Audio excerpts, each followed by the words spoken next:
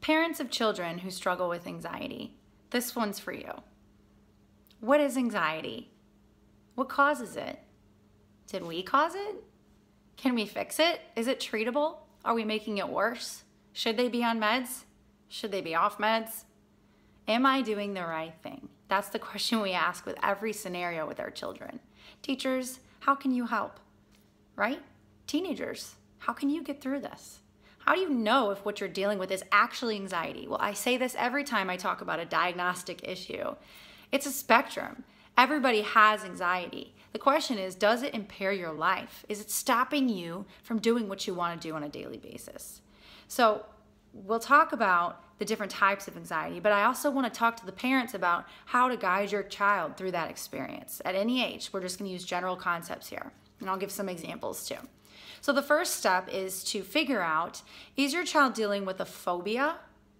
Something completely unrealistic to the scenario, something specific that they're fixated on, like an elevator or a bridge or the dark or people or performance. And that's not something that they should fear every time. They can be nervous, but is it stopping them from functioning in a normal way? Or is it a stress-related situation, such as an area where they have felt trauma and you might not recognize what that could be caused from? So have they failed something major and had some major repercussions? Have they experienced, this might be more obvious, the death or a loss or a separation from a loved one? Have they experienced severe pain or injury? These are things that can cause trauma.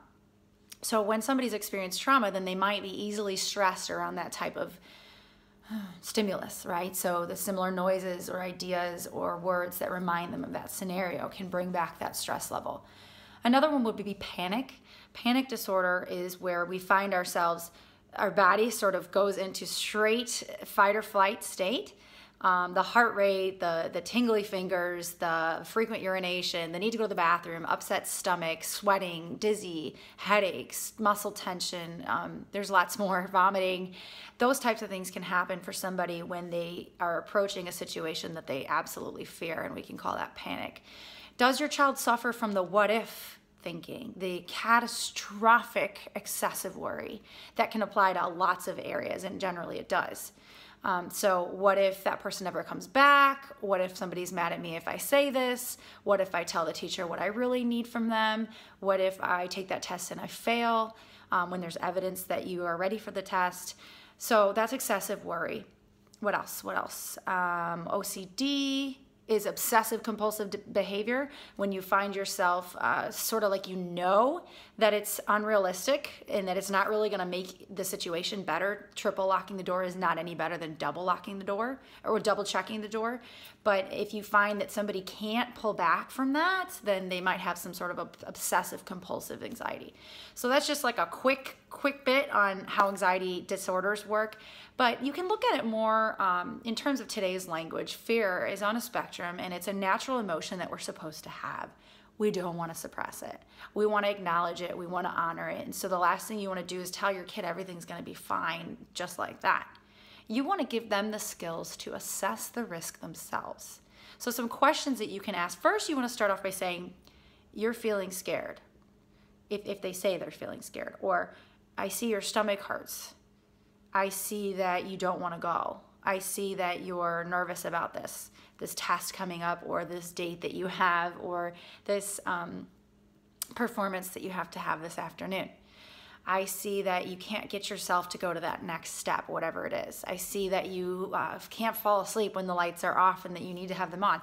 Just simply reflecting their experience helps put them back in it, because remember, they're not fully developed adults yet, right? So even a teenager, they need to sort of go back and think through what they're experiencing, and you can help by putting some words on that experience.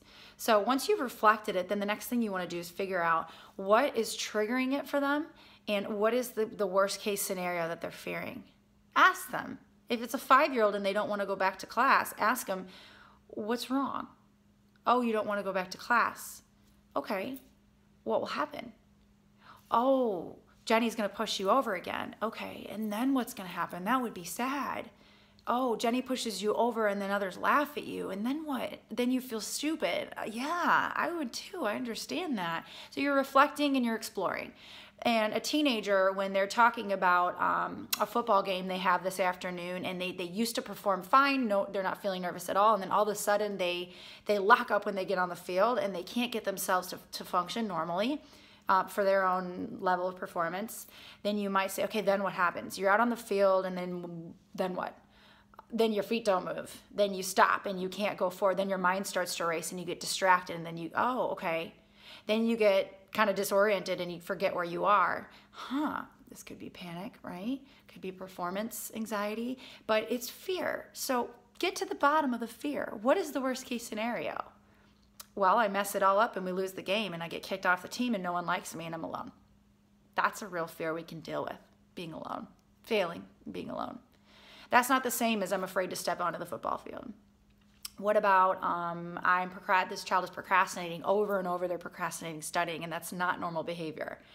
And they're a high achiever, and you know that they know this material, but they can't get in the door for school the day of a test. Okay, so I see that something's going on here. I see you're avoiding school. What's going on? You're nervous. Okay, you're nervous about what? Your test. Okay, what's the fear? What might happen? Oh, you might lock up during the test. Okay, you might forget your answers. Oh, and then you could fail. Okay, then what? Oh, if you fail, then what do you think? Let's just get to the worst case scenario, son. Then you fail the test, and what happens? Oh, your grade goes down. Oh, then your GPA goes down. Oh, then you get dropped from the class. Man, that would be scary. That would be awful. I can see why you're feeling nervous about that. No, so you're not interjecting and saying, that won't happen. That's separate. That's later. You're just taking them to the bottom of their fear. Okay, so if you get kicked out of class, what if you get kicked out of the school? Well, you're not saying that, right? You're helping them determine that that's the real fear. Okay, so then what, then what, then what?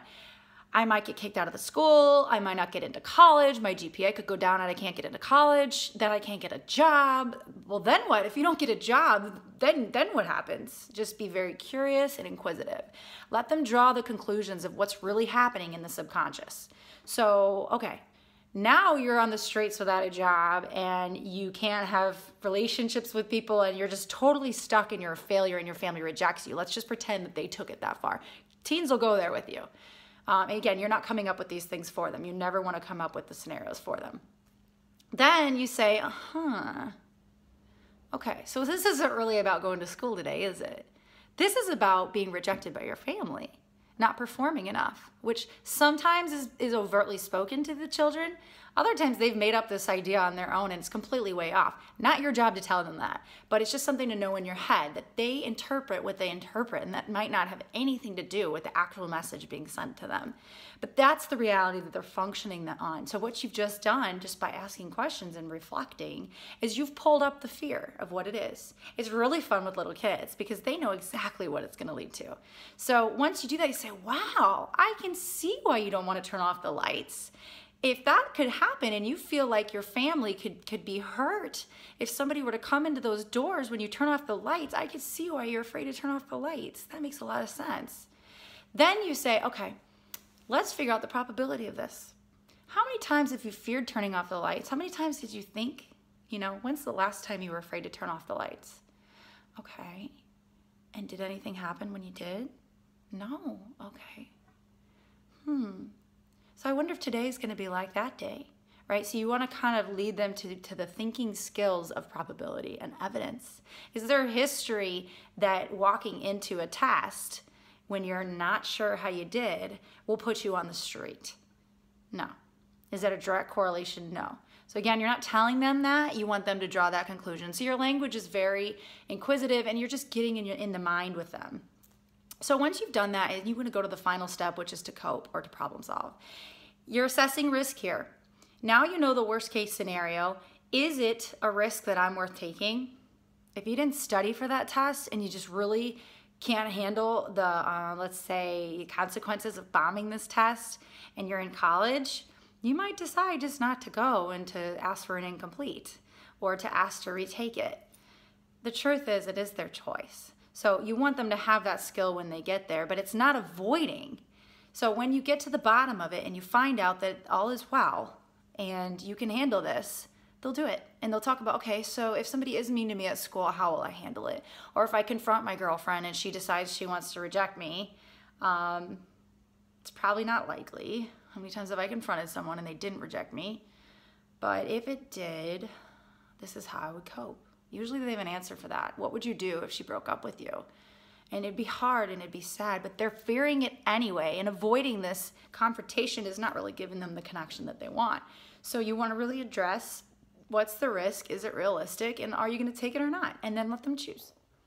So you don't want to avoid fears, but you want to teach them how to choose if it's a risk they're willing to take or not, which gives them a sense of control. So I hope that helps. It gives you some language to use with your children. Try to acknowledge your own fear and your own worry in this situation and scoot it over. You don't have to correct them. You don't have to lecture them or teach them or save them. They need to feel this fear and learn how to cope with it. And a lot of times meds can cover this up. So you have to be really careful and see if it's a scenario, as with all mental health medication, if it's absolutely necessary to get them stable. But it's important to get skills in place. So medication should only be a step to get you there. And anxiety meds are not meant to be long-term anyway. So it's something that you have to figure out what's best for your child, and then you need to feel good about whatever decision you make. But always remember that there's skills you can add, and that you can give them to help them use their brain to uncross-wire their thinking patterns. David Burns writes a lot about this. I'll post an article on some common thinking errors, and that helps you get to the bottom of, well, really just to learn how anxiety works. So you can do this regularly with your children using this language, and you will sort of give them the tools they need to overcome their anxiety. Good luck.